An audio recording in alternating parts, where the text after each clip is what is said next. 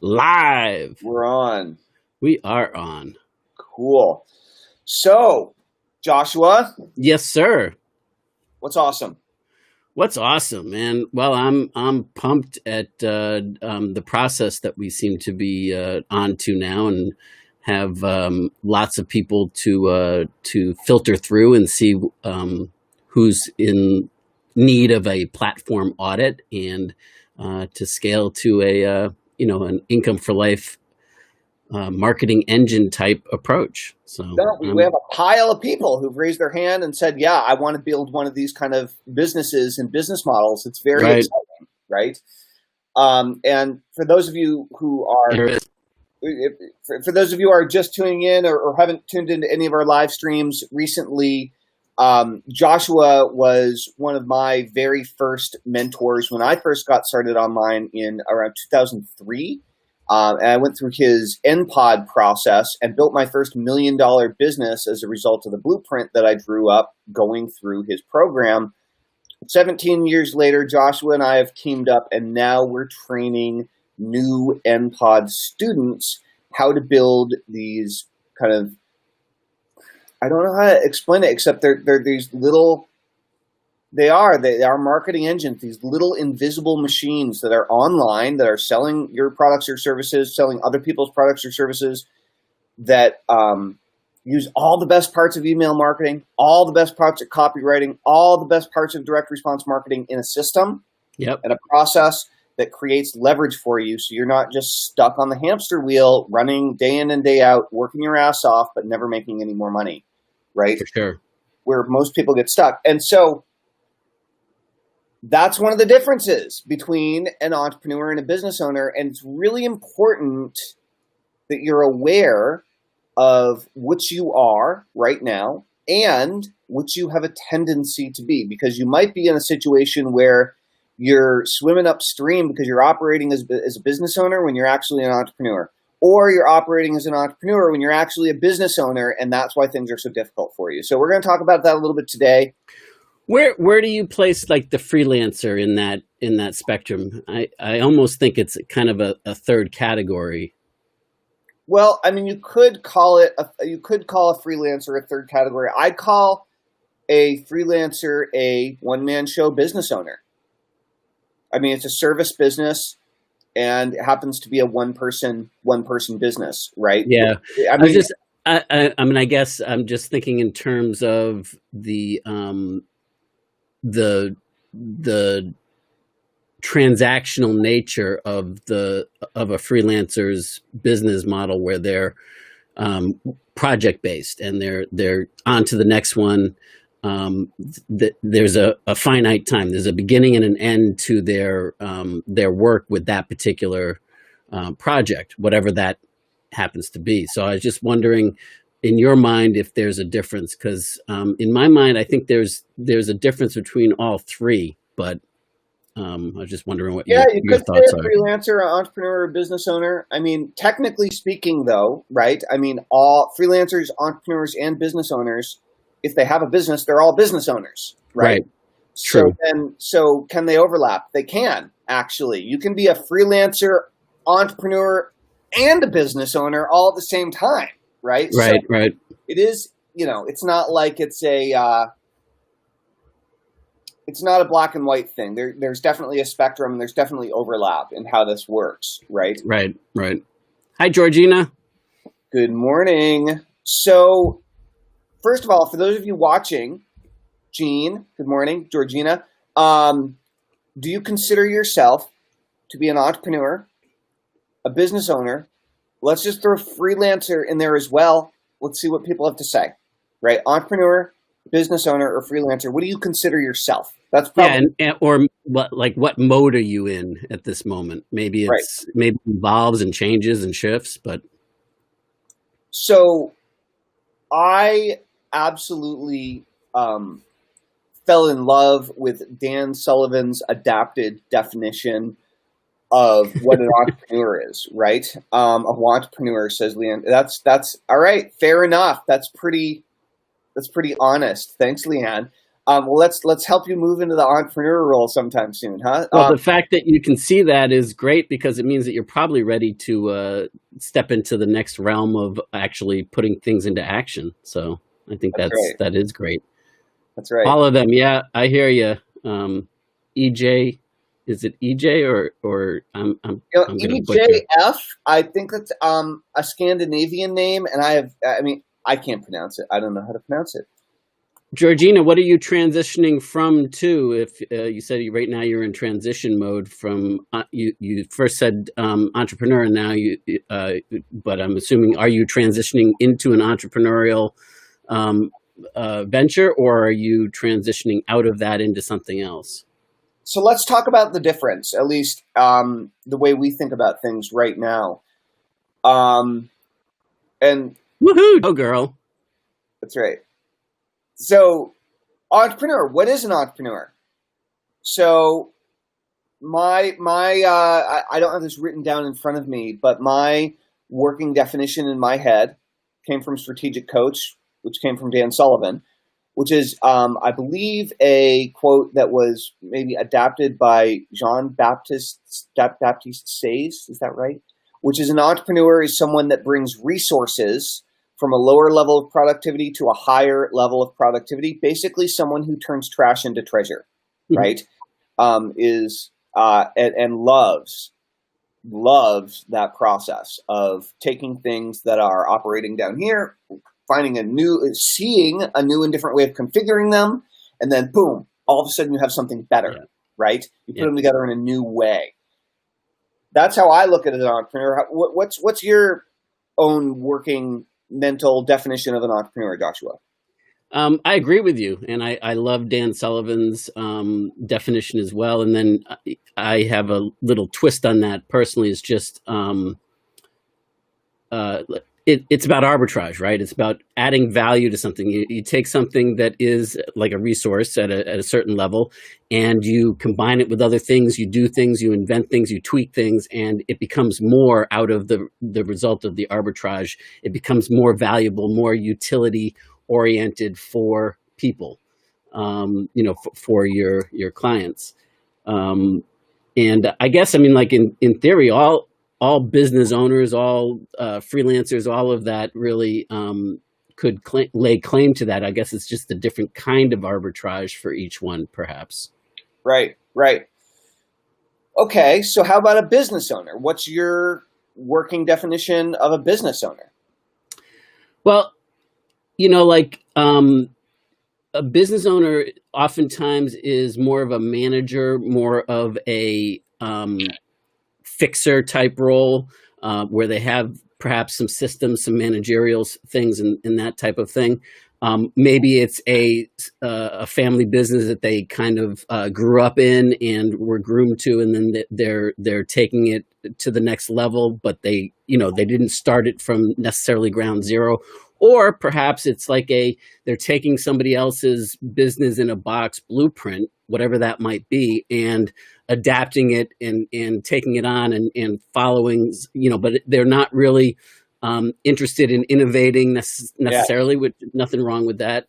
But they're perhaps just taking and combining what other business models that they've seen, and they do it in a unique way that creates value, and they find some people to serve based on that, as opposed to bringing something from the ground up from nothing and creating from that standpoint, innovating, so to speak. Exactly. So that's a really good way of putting it. So for me, right, entrepreneurs, the innovation is the art, okay?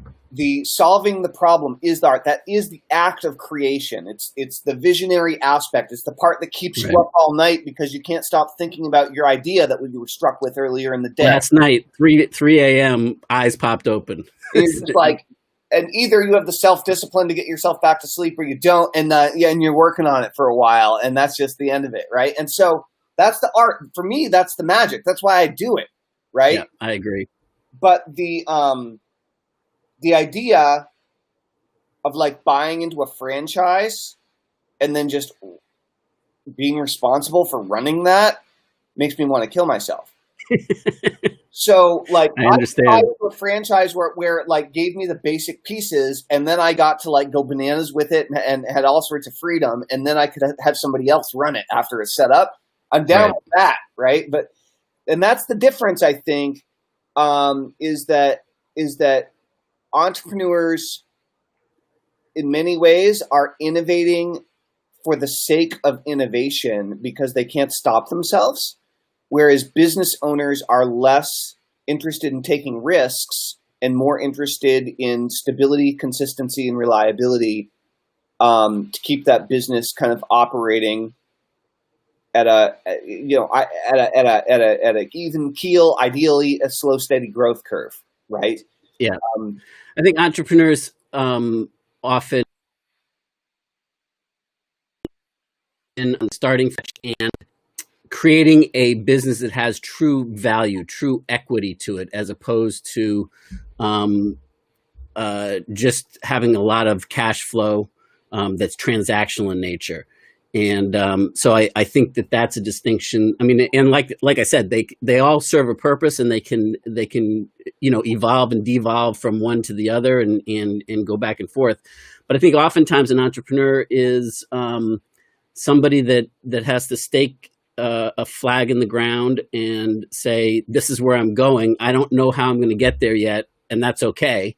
And this is what I'm looking forward to building and creating. And, this is my vision. And, like, let's do this. And they realize that there's going to be all sorts of obstacles. And like you said, the art and the joy of that mode of not knowing, but making the clear cut visionary statement that, I'm going to, this is where I'm going, and this is what I stand for. And this is, where I've decided to pursue. And even though I've never been there before, I don't even know if it's possible. I'm okay with that. That's right. Well, I think entrepreneurs like adventure, and business owners would rather stay home, right? It's like think about The Hobbit, right? Like, most hobbits are definitely business owners.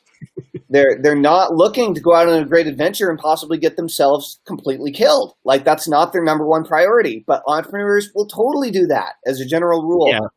They're adrenaline. They tend to lean on the adrenaline junkie side of things. They tend to, and here's the thing: among entrepreneurs that are steeped in, grew up in, or actively involved in sales and marketing tend to, even as their way of operating as entrepreneurs, tend to be even more risk taking and more adventurous and more challenge oriented, right? And the interesting thing is that I don't think an entrepreneur even views it as risky. I think that we have a different relationship with risk and how we define it, and what it means to us. Whereas a lot of people think of it as risking your life, like it's scary. It's almost like we're risking for life. That's what draws the juice through us, That's right. That's right. So EJF stands for Eric Johan Briscoe. Yeah. Well, Eric. Yeah. Nice to meet you, man. Nice to see you. I think if you were a stalker, I'd probably already know about you and would have blocked you. I think we're good to go, man. Plus, you're bald and have a beard, which means you get a few extra gold stars, as far as I'm concerned. That's right. Well, dude, you know what? I must say, I'll just put this up there for a second. I don't know if you're saying this about yourself or not, but what I can say is, I have several friends in the marketing world who've been homeless, who've been on food stamps, who've been on welfare, who've totally been financially at the bottom and said, fuck it. And they just decided that they were going to dig themselves out of it, and then found the people to connect up with and align themselves with and learn from in order to make sure it happens. So it's true. I mean, not only that, I think you'll find that most entrepreneurs that have quote unquote made it and are mega successful, they still deal with the cycles and, made it and lost it multiple times. I'm one of those people that I've made and lost millions, not once, not twice, not 3 times, not 4 times, 5 times. That's right. It's just life sometimes, showing up. So it's just where you are and what is. I think it's a state of mind. Totally. Like you have a confidence that once you have done something, you have a swag or a confidence that you can do it again, even though it might not be in the same thing. So, That's right. That's right. So, for everybody watching and just tuning in right now, do you consider yourself to be an entrepreneur, a business owner, a freelancer, or a wantrepreneur? Please go ahead and type it into the comments. Do you consider yourself to be an entrepreneur, a business owner, a freelancer, or a wantrepreneur?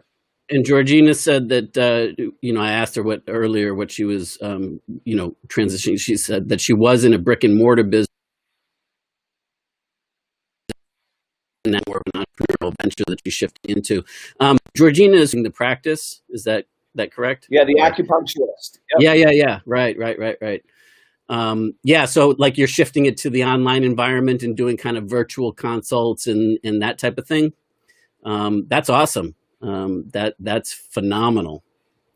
It's very cool. And so what I found is that I do well as an entrepreneur. I do well if I'm starting even within my existing business, if I'm starting new projects and tackling new challenges, I'm good. But if I'm responsible for the maintenance and the day-to-day of the business, it's much more of a struggle for me, right? Mm-hmm. The more disciplined I am about my schedule, the more skilled my assistant is at wrangling me. The more organized my schedule is. All of these things allow me to be better at maintenance of a business and doing the business owners things, but they're not fulfilling for me. But like most of the time, it's really hard for me to do the business ownery things and really hard for me to do the administrative things. And so I find that as long as I'm in visionary, creative, driver startup mode, I do my best work, but I need a team of 3 to 5 people that are solid and know how to work together, or if I don't have that base, I can't grow. Right? That's how I tend to operate as an entrepreneur. What about you, Joshua? Similar. I mean, I operate best in that. I mean, my stupid human trick is creating from nothing. It's boldly molding a bigger future, but an unprecedented bigger future. That's important to me. That it is something that I haven't done before, that it's something that's fulfilling, meaningful on an internal level to me, not just about making money anymore, where it certainly was in the beginning.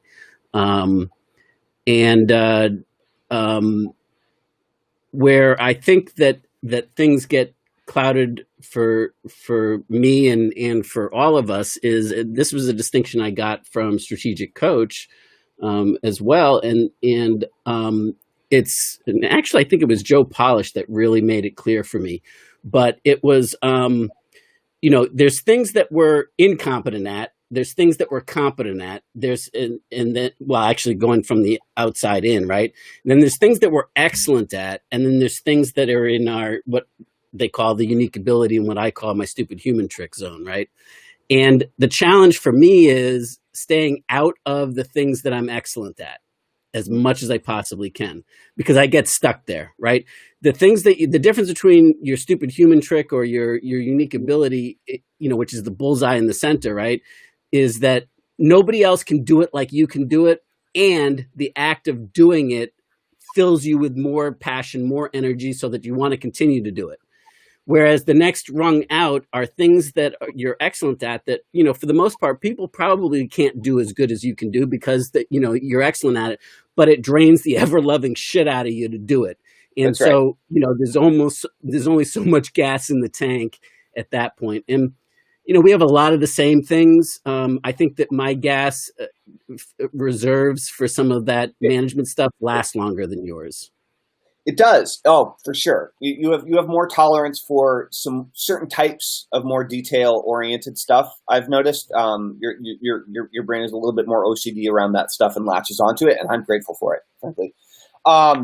So, guys, we actually have a training starting up in just a few minutes. And so we do have to roll. However, whether you are an entrepreneur, whether you're a business owner, whether you're a freelancer, and possibly, I'm definitely not guaranteeing this, but possibly if you're a entrepreneur and haven't ever started a business before, if you're tired of being stuck and you want to build a business that will allow you to operate in your highest and best way, then I really would think seriously about if you would like to build an NPOD model. And you've probably heard us talking about this over the last several weeks to several months. But whatever happens to be the case, if you like what you're hearing and you would like to consider, hey, what about my mindset? What about the way that I'm operating? What about the way that my business is set up is keeping me capped, is keeping me plateaued? And probably, if you're anything like me, certain things are keeping you dissatisfied with your life and your business because you're not doing the things that light you up inside for at least half of your workday. Ideally more, right? Ideally, 80% of your workday is spent doing stuff that gives you energy, that gives you power, that gives you focus. And what I learned when I first learned the NPOD principles, the NPOD factors, when I first built my blueprint, I learned how to create something that would generate revenue and income that stood for me and that was within my values and morals and the way I wanted to present to the world, but it could do it without me. It was like creating a little internet clone of myself that could go out there and sell my stuff or sell the stuff that I was selling. By the way, I made my first $1 million selling affiliate products, selling other people's products in the self-improvement and the internet marketing training world, selling other people's products exclusively because I didn't have any of my own products and I didn't know how to write sales letters, right? By following them And all. you became an expert by, the halo effect, by the carryover of interviewing people that were really good at what they were doing. It's amazing. And so the interview model really, that changed my life, right? So point is, if you like what you're hearing and you feel a little bit stuck in your business and you really want to pop through the next level, start getting a lot more fulfillment and hopefully making a lot more money in the process, then i.e., if you really want to build a large responsive email list of people who want to buy all your stuff, that's kind of like the more like street talk version of this, is just go ahead and type Firefly into the comments below, because I found this crazy firefly in my driveway the other day and it looks awesome. So Leanne's definitely, you can tell from her comments that and her emojis that she's probably in the process right now of typing Firefly in. That's right. So if you want to chat, here's what you can type Firefly into the comments, and we'll ask you and shoot me and or Joshua a private message depending on whose version of this video you're watching. Shoot us a little private message, and we'll ask you some questions and see if it makes sense to chat about getting you involved with the program or not. Right? We can chat a little bit about where you're at, which type of entrepreneur you are, what you're looking to accomplish, and hey, if we can help you, we'll help you. If we can't help you, we will do everything we can to point you in the right direction of someone who can. Because I've been in this game since 2003. Joshua since 1996, 97. Mm-hmm. Right? So yeah, I'm an old man. And we know everybody in the game. And so, whatever you're looking for, it's not a one-size-fits-all solution. Everybody's different. Everybody needs something different. And if you want to talk to us, then, just go ahead and type Firefly, send us a private message, and we'll chat and possibly go on the phone, see what's what. Thanks, everybody. Really appreciate it. All right. Have a great day. Toodles.